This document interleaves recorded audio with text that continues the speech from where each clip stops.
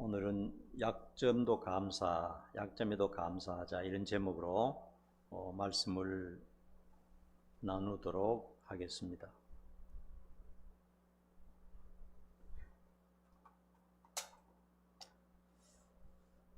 제가 아는 선배 목사님 중에 한 분이 서울에서 상가에서 개척교회를 했어요. 근데 그분은 참 특별했습니다. 목사로서 서울대학까지 나오고 서울대학교 대학원까지 나와서 직장 생활하다가 신학교 들어가서 공부하고 목회를 했는데 참 이 경력도 좋지만은 또 설교도 잘했어요. 그러니까 대구에 있는 아주 큰 교회에서 1000명 이상 되는 큰 교회에서 장로들이 와서 청빙을 했습니다. 우리 교회에 후임자가 필요한데 목사님 꼭 오셔야 되겠습니다 하고 처음에는 고사했지만은 자꾸 그렇게 하니까 대구로 갔습니다. 좋은 교회입니다. 굉장히 좋은 교회입니다. 대구에. 큰 교회 가면 모든 편의를 전부 다 제공합니다. 좋은 차도 사주고 좋은 집도 주고 뭐 필요한 것 전부 다 해줍니다. 그러니까 환경적으로 아주 풍요로운 그런 혜택을 다 주는 거죠. 근데 시골 사람은 이 학벌 좋은 것을 굉장히 좋아합니다. 도시보다. 근데 서울 대학 나왔다. 그리고 또 그러니까 뭐 사람들이 한 2, 3년 동안 엄청나게 많이 불어났어요. 많이 몰려왔어요. 설교 들으러. 저도 몇 번 가봤어요. 그때. 벌써 오래됐습니다. 그래서 처음에는 참 좋았어요. 신나게 목회 잘하는데 그 후에 제가 세월이 지나고 난 다음에 가끔 설교를 들어보기도 하고 또 간증을 들어보기도 하면 좀 힘든 그런 모습을 보였어요. 그리고 어떤 때는 우울증에 걸려가지고 뭐 한 1년, 2년 동안 뭐 교회도 못 나올 정도로 그런 일도 있었고, 제가 가끔 이렇게 설교를 들어보면은 어떤 말을 하느냐 하면은 지금도 이렇게 길을 가다가 상가 교회를 보면 가슴이 뛴다는 거예요. 상가 교회 그 작은 몇 명 식구들과 함께 그런 목회가 참 좋은데 지금도 당장 뛰쳐나가서 그렇게 살고 싶다, 이런 류의 말들을 하는 것을 많이 봤어요. 그렇게 수천 명 모인 교회에 그렇게 좋은 대접을 받으면서도 뭔가 눌려있는 그런 모습으로 우울증까지 걸리고 하면서 상가교회 참 좋은데, 이런 얘기를 몇 번 하는 것을 들으면서 많이 위로가 되었어요. 그래도 꾹 참고 그렇게 하다가 결국 이제 아직 많이 남았는데 조기 은퇴하고 보니까 경기도에 와서 다시 개척교회를 한다 하는 것을 들었습니다. 자기가 원하는 대로 큰 교회가 아니라 조그마한 교회, 식구 가족들처럼 이렇게 몇 명 모여서 다시 교회하면서 또 이렇게 한다 하는 얘기를 들었습니다. 훌륭한 목사님들 중에서요, 그 내부에 들어가 보면은 교회를 크게 부흥하고 정말 한국에 세계에 큰 영향을 끼친 분들 중에도요, 그 내부에 가만히 들어가서 간증을 들어보면은 아프고 어려웠던 그런 분들이 굉장히 많습니다. 어떤 분들은요, 일생 동안 병과 시달리면서 목회했던 분들도 많아요. 그 대표적인 분이 순복음교회를 개척한 조용기 목사님 같은 분입니다. 엄청나게 많이 아팠는데 어릴 때부터 죽는 그날까지 병을 달고 고통을 당하면서 그렇게 살았어요. 겉보기에는 굉장히 화려하고 굉장히 멋있는데 자기 몸은 늘 고통스럽게 아프고 설교하고 끝나면 바로 쓰러져 가지고 실려갈 정도로 그렇게 많이 아팠습니다. 사랑의 교회를 일으킨 옥하는 목사님도 그렇고요. 결국은 암으로 다 돌아가셨어요. 어떤 분은 또 또 교회를 크게 부흥하고 또 훌륭한 목사님인데 자식이 장애자인 그런 분들도 있어요. 장애로 태어나서 자녀로 말미암아 그렇게 어려움을 당한 분들도 있고, 어떤 목사님은 또요, 훌륭한 목사님인데 부인이 이단으로 갔어요. 이단으로 가서 자기 목사님을 막 욕을 하고 다니는 겁니다. 우리 목사 가짜라고. 이단으로 가가지고요, 속아가지고. 그런 분들도 있는 것을 볼 수 있습니다. 제가 어떤 책을 봤는데, 어떤 책인지 정확하게 기억은 나지 않는데 기독교 서적 중에서 이런 책을 보았어요. 이런 그 책 속에 이런 글이 있습니다. 진정으로 세상을 변화시킨 사람은 많이 아프거나 가난한 시골 사람이었다. 그렇게 하면서 그 예들을 쭉 써놓은 것을 보면서 동감을 했어요. 세상을 정말 아름답게 만들고 변화시킨 사람들은 많이 아프거나 몸이 너무나 아프거나 아니면 가난한 시골 출신이었다. 이런 얘기를 보면서 공감을 한 적이 있습니다. 여러분, 성경을 통해서 볼 때, 또 오늘 본문을 통해서 볼 때 하나님께서는 약한 자를 사용하시는 것을 기뻐하십니다. 왜냐하면 하나님이 워낙 강하시기 때문에 자기가 사용하는 사람도 강한 사람을 쓰기보다는 약한 사람을, 약점이 있는 사람을 사용하실 때가 많고, 성경에 그런 부분이 굉장히 많습니다. 그리고 강한 자를 쓰시고 싶다 하면 강한 그대로 쓰는 게 아니고 두들겨 패서 낮추어서 약하게 만들어서 사용하신 것을 볼 수가 있어요. 왜냐하면 아무리 유능한 사람도 교만하면요, 하나님이 쓸 수가 없어요. 아무리 탁월한 사람도 그 속에 교만이 있다, 그러면 그 사람은 절대로 쓰지 않습니다. 하나님, 교만한 사람은 하나님 미워하십니다. 그런 중에서요, 미국을 살기 좋게 만들고 미국을 한 단계 업그레이드 시킨 그런 사람 중에 한 사람을 꼽으라면 저는 땅콩 박사 조지 워싱턴 커버입니다. 그 사람의 책을 여러 번 읽어보았는데도 아무리 읽어봐도 그 사람만큼 위대한 사람이 미국에서 또 있을까, 이런 생각을 하게 돼요. 노예 자식으로 태어나서 가장 불행함을 겪었습니다. 부모도 모르고 자기 나이도 모르고 또 살아오면서 말로 다 할 수 없는 천대와 멸시를 다 받으면서, 그럼에도 불구하고 굴하지 않고 세상에 결코 지을 수 없는 위대한 족적을 남긴 사람이 바로 조지 워싱턴 카버입니다. 가장 천박한 중에서 가장 훌륭한 그런 사람이었죠. 그렇다고 해서 무슨 명예와 물질에 대한 어떤 것을 많이 남긴 게 아닙니다. 평생 작은 월급을 받아서 한평생을 그렇게 외롭게 살아간 그런 사람입니다. 우리가 알듯이 위대한 예술가들이나 과학자들은요, 극심한 고통 중에서 위대한 작품을 남겼던 것을 볼 수가 있습니다.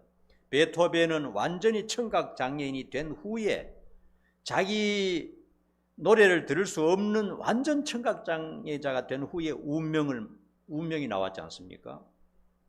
운명을 첫 공연할 때 자기는 듣지 못했어요. 귀가 먹어가지고. 존 번연은 감옥에 투옥되었을 때 철로 역정이라는 거작을 남겼고, 존 밀턴은 실명이 되고 난 후에 신라권이라는 유명한 책을 남겼습니다. 위대한 이 화가 피카소는 너무 가난해서 자신이 그린 그림을 참 밥 한 그릇과 밥 한 그릇 얻어먹고 그 그림을 넘겼어요. 그런데 얼마 후에 그가 죽고 난 다음에 그 그림이 밥 한 그릇짜리 그림이 수백억 원에 경매되었다 하는 사실입니다. 어떻게 알았겠습니까? 성경 속에도 역시 그러한 이야기들로 가득 차 있습니다. 모세는 애굽에서 실권을 잡고 권력을 행사할 때 위대한 사람이 되지 않았어요.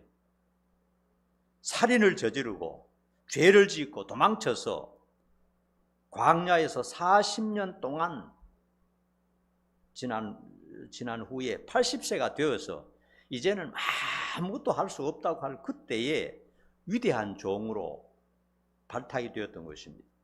다윗도 수도 없는 죽음의 고비를 넘어서 위대한 신앙이 되었고, 바울 역시 그의 고난과 역경이 그러하여금 오늘날 바울이라고 하는 거장을 만들어냈다 하는 것을 알 수가 있습니다. 그러므로 우리들도요, 나의 약점과 단점 다 있을 겁니다. 부족한 점이 있을 겁니다. 한탄만 하지 말고 오히려 오늘 말씀을 통해서 감사하는 조건으로 삼았으면 좋겠다 하는 겁니다. 첫 번째요, 주께서 바울에게 환상과 계시를 보여주셨습니다. 오늘 말씀에 나온 얘기입니다. 오늘 이 말씀을 쓸 당시에 그로부터 14년 전에 바울은 신비한 경험을 했다고 고백하고 있습니다. 그런데 14년 동안 한 번도 말하지 않았어요. 그 놀라운 경험을 했는데, 그 신비한 영적인 체험을 했는데 14년 동안 한 번도 아무에게도 말하지 않았다는 겁니다. 가족에게도. 그러나 고린도 교인들이 계속 그를 멸시했습니다. 당신이 무슨 사도냐? 당신이 무슨 목회자냐? 당신은 자격이 없어. 당신 하지 마. 계속 이제 의심을 품고 계속 괴롭히니까, 자격이 없다고 하니까 부득불 할 수 없이 이제 자랑 아닌 그 얘기를 하게 되는 겁니다. 왜냐하면 고린도 교인들은 은사에 완전히 그때 당시에 미쳐 있는 사람들이었어요. 은사라고 하면 뭐 방언, 통역이라든지 예언, 투시 이런 것 하면 그냥 올려주니까 바울은 인기가 없었어요, 사실. 근데 신비한 그 사건에 대한 얘기를 고린도 교인들을 설득시키기 위해서 꺼내 놓았어요.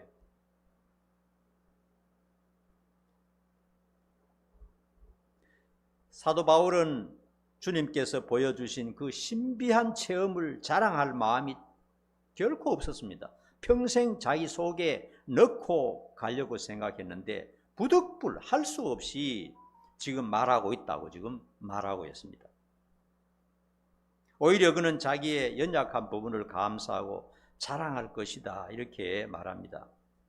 그가 체험한 환상과 계시는 어떤 것이었습니까? 삼층천에 끌려 올라갔다고 말하고 있습니다. 삼층천에.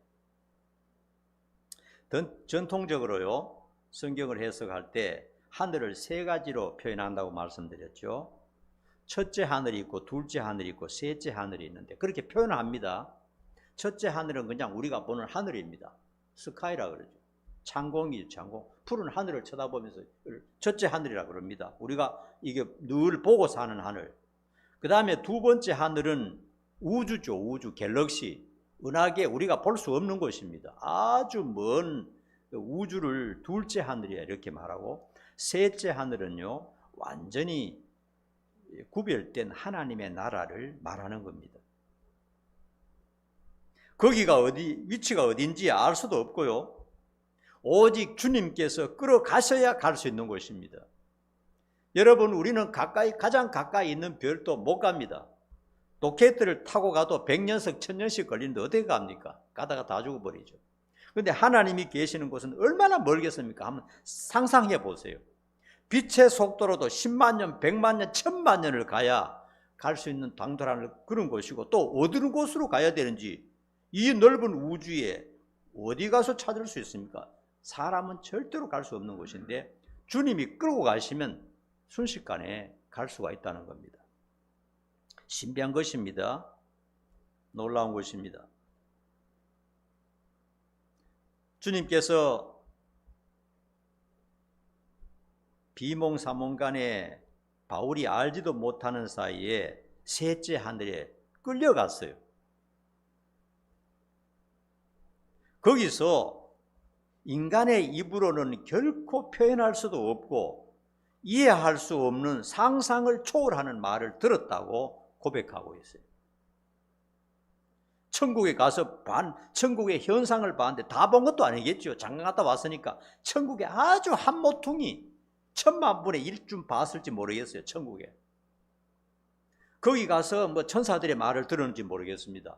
말을 좀 듣고 조금 보고 왔는데 어떻게 표현하냐? 너무나 신비한 경험이어서 내가 몸 안에 있었는지 몸 밖에 있었는지 나는 알지 못한다 그랬어요.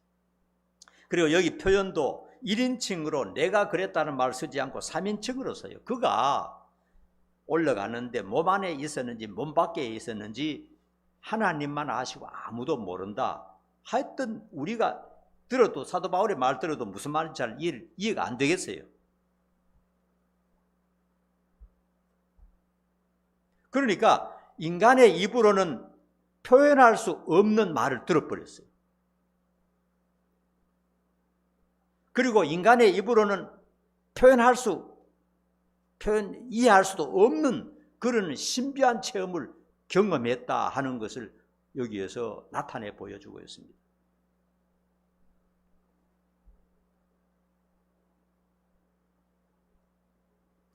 그래서 이런 놀라운 경험을 하고도 아무에게도 말하지 않는 이유가 2가지라고 말합니다. 첫째는 사람의 입으로는 결코 표현할 수가 없기 때문에 그런 표현할 수 없는 경험을 했기 때문에 말을 안 한 것입니다. 자기 입으로 표현을 못해요. 거기 가서 보고 거기 가서 들은 것을 표현할 수가 없어요. 인간의 말로는 표현이 안 되는 겁니다. 그러니까 상상을 초월하는 얘기를 들었기 때문에 그냥 가슴에 간직하고 있는 겁니다. 또 사람들이 지나치게 생각할 수가 있기 때문에 말 안 했다 그래요. 그런 천국의 현상들을 완전히 표현할 수는 없지만은 조금이라도 거기에 대한 얘기를 말하면 사람이 내 자신을 지나치게 생각해서 너무 숭배할 수도 있기 때문에 아예 말을 안 해버린 겁니다. 그러므로 여러분 한번 우리가 짐작하건대 그 천국이라는 곳이 얼마나 대단한 곳이냐. 천사들이 왔다 갔다 하고 하나님이 계신 그곳이 얼마나 신비롭고 얼마나 놀라운 것이냐. 상상도 할 수 없는 곳이라는 것을 사도 바울이 가서 조금 맛만 보고 왔는데 이 기록을 보면 우리가 그것을 생각할 수가 있습니다.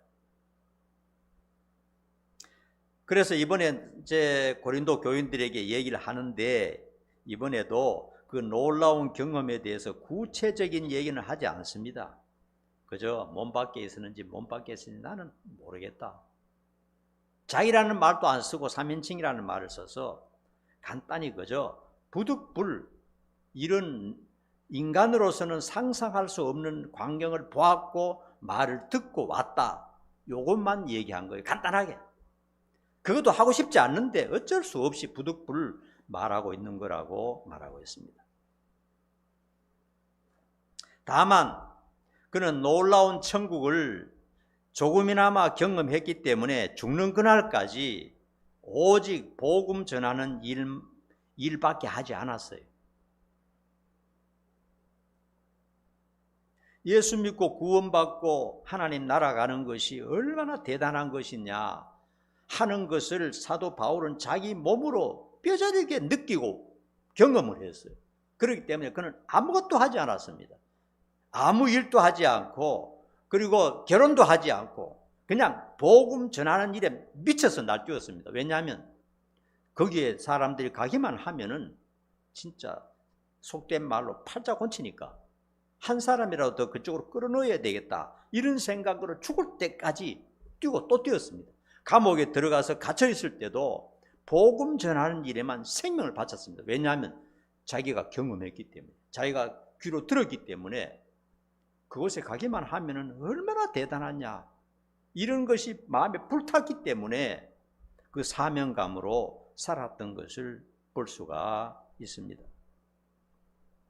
두 번째로는요, 주님께서 육체에 사단의 가시를 주셨다 이렇게 고백하고 있습니다. 바울은 영적인 은혜와 계시를 특별히 많은 받은 사람이기 때문에 자칫하면 교만해질 수가 있어요. 로마서 7장에 보면요, 바울도 자기 마음속에 일어나는 죄악에 대한 욕망 때문에 크게 고민했던 것을 고백하는 것을 볼 수 있습니다. 바울도 사람이에요. 그렇기 때문에 남들보다 특별한 계시를 많이 받고 지혜를 가지면요, 교만해질 수가 있어요. 사람은 다 그런 것입니다.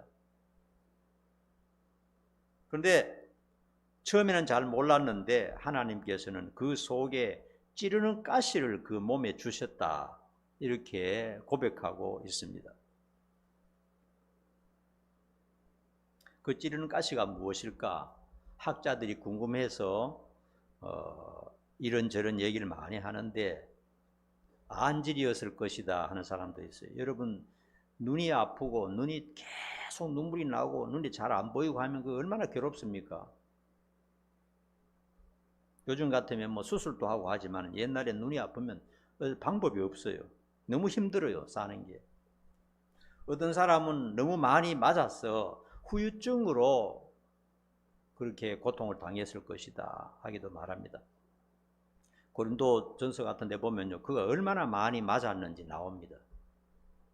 얼마나 많이 맞았는지 몰라요. 온몸에 그냥 상처투성이 멍투성이입니다. 그러므로 많이 맞으면요, 후유증이 생겨요, 몸에. 그 어떤 사람은 늘 이제 죽이려고 하는 사람들 때문에 도망 다녔거든요. 그래서 그런 것 때문에 암살자들 때문에 괴로워했다 이런 말도 있고, 또 어떤 분들은 간질병이 있었을 것이다 하는 것입니다. 복음을 전하는데 치명적인 병은 바로 당시에 이제 질랄병이라고 하는 간질병이죠. 간질병으로 말미암아 아마 고통을 당했을 것이다 이렇게 말하는 학자들이 있습니다. 어쨌든 바울은 복음을 전하는데 자기를 위해서가 아닙니다. 복음을 전하는데 치명적인 이게 약점이 되니까 이 핸디캡을 하나님께서 좀 고쳐달라고 3번 철저하게 기도했다는 겁니다. 2번 기도할 때까지는 아무 응답이 없었어요. 3번째 기도하니까 하나님의 음성이 들렸습니다. 내 은혜가 네게 족하다. 내 능력이 약한 데서 네가 온전하여진다. 하나님의 음성을 들었습니다. 그 말은 뭐냐면 네 병 그대로 가지고 살아야 돼. 난 너 고쳐줄 생각이 없어. 너 그거 고쳐버리면 너 교만하게 될 수도 있고 바울로 남을 수 없을지도 몰라. 이런 말씀입니다. 그러므로 내게 있는 그 상처 나는 안 고쳐줄 거야. 그대로 안고 살아.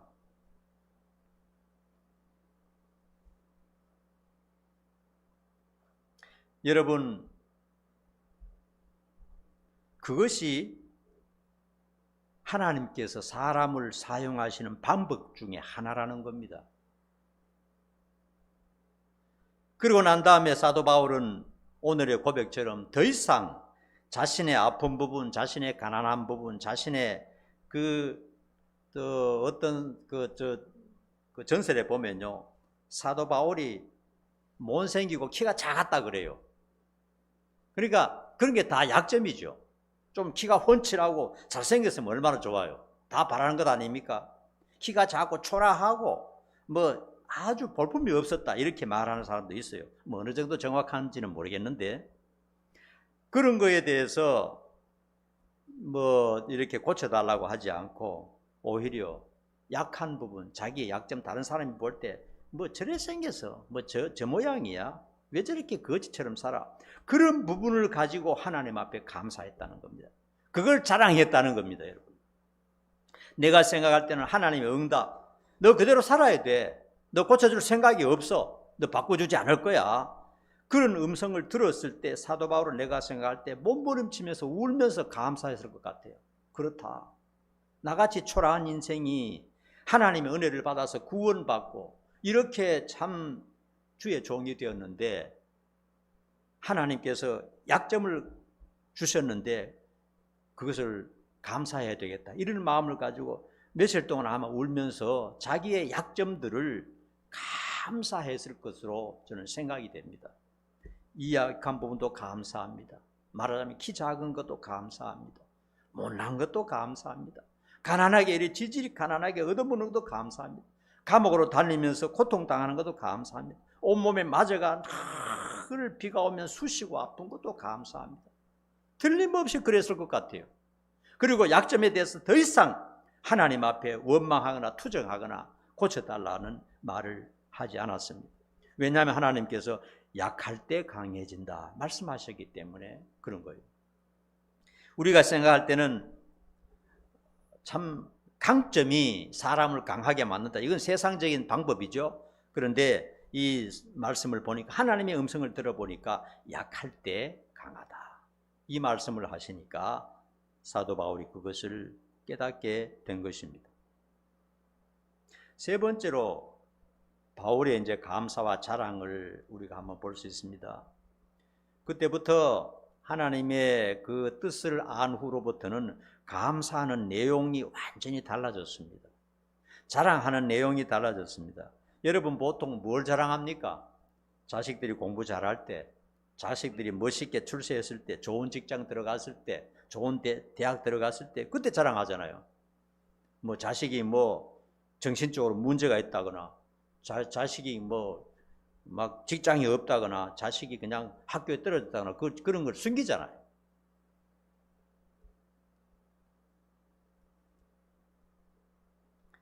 자랑하는 내용, 감사하는 내용이 달라졌습니다.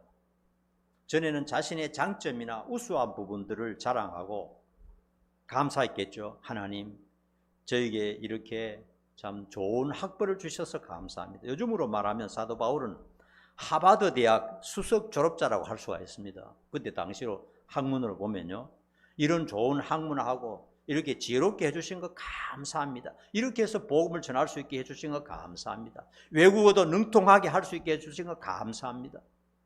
성경을 이렇게 잘 쓸 수 있도록 해주신 것 감사합니다. 여러분 알다시피 신약 성경 13권 절반이 사도 바울이 쓴 것 아닙니까? 그리고 얼마나 거기까지 쓴 성경이 논리정연하고 정말 위대한 성경입니까? 지금 봐도요. 자랑할 것이 너무나 많았겠죠. 과거에는.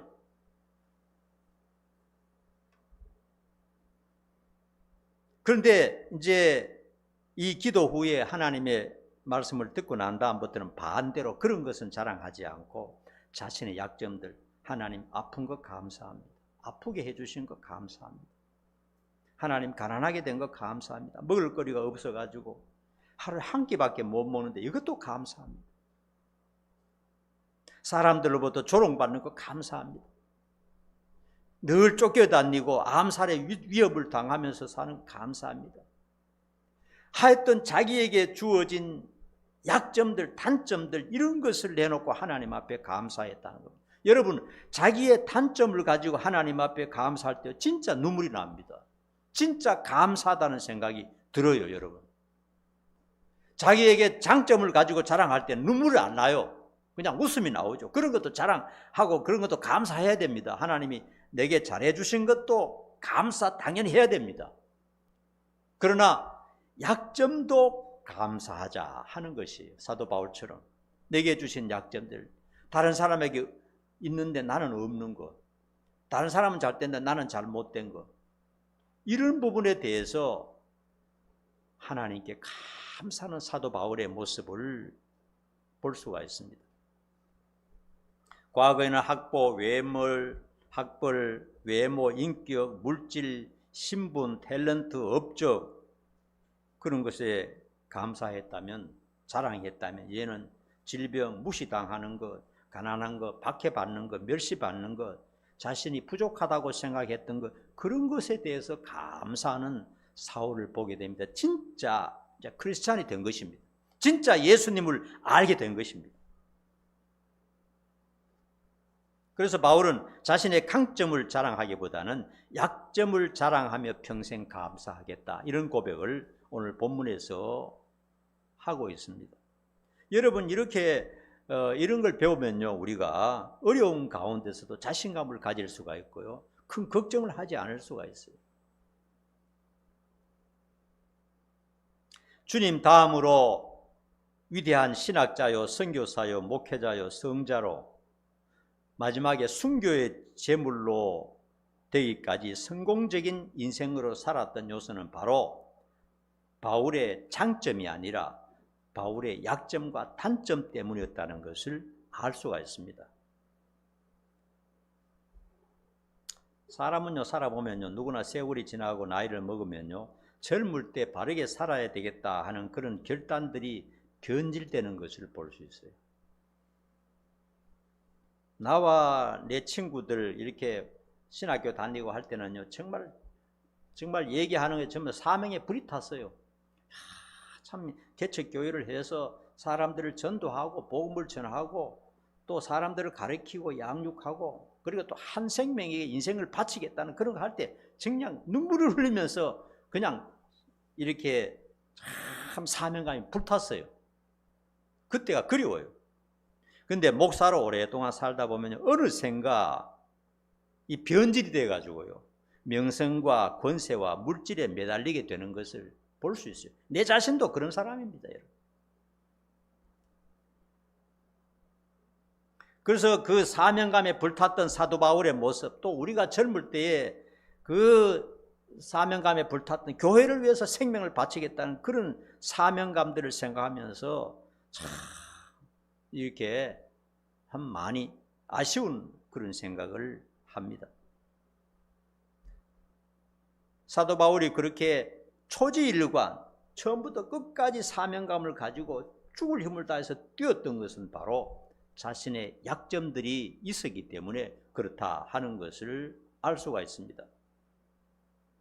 바울은 주님을 꼭 빼닮은 사람이었습니다. 그는 일편단심 신앙의 길을 걸으면서 주님의 뒤를 뚜벅뚜벅 끝까지 걸어간 사람이었어요. 참 오늘날 생각해도 어떻게 이런 사람이 있을까 할 정도입니다.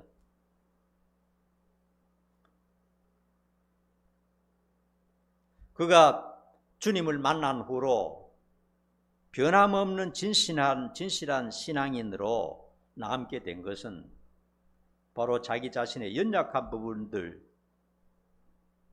병든 부분들, 가난하고 핍박받고 갈등하는 부분들에 대해서 그가 감사했고 자랑이기 때문에 그렇다 하는 것입니다. 그는 남보다 특별히 많은 영적인 체험과 계시를 받았기 때문에 사람으로서 교만할 수밖에 없어서, 여러분 사도 바울이 쓴 성경은요 전부 진리입니다. 왜냐하면 하나님으로부터, 예수님으로부터 전부 직접 받은 계시이기 때문에 개인적인 글이 아니에요. 사도 바울 책을 읽을 때, 사도 바울이 쓴 성경을 읽을 때 하나님이 쓰신 것이라고 생각하면서 읽으면 맞습니다. 정확한 겁니다. 그가 전한 복음은 정확한 하나님의 계신 것입니다. 그렇기 때문에 특별한 것을 받았기 때문에 잘못하면 교만이 찾아올 수 있거든요.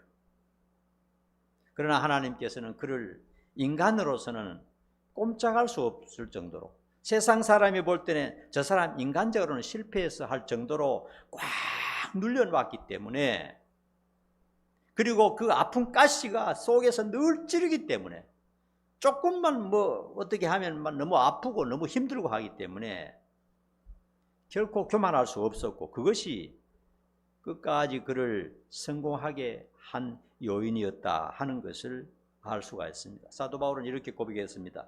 나의 나된 것은 오직 주의 은혜라 그랬습니다. 내가 잘하고 내가 열심히 해서 된 것은 아무것도 없어. 전부 주의 은혜다. 여러분 오늘 주님의 말씀을 생각하면서요, 우리가 주님만큼 바울만큼 못한다 할지라도 우리의 연약한 부분에 대해서, 남보다 나약한 부분에 대해서, 혹 내 가족, 내 배우자가 또 마음에 안 드는 부분이 있다 할지라도 너무 슬퍼하거나 원망하지 말고 그 연약하고 나약한 부분에 대해서 감사하고 주님을 따라가려고 애쓰는 성도들이 되었으면 좋겠습니다. 기도하겠습니다.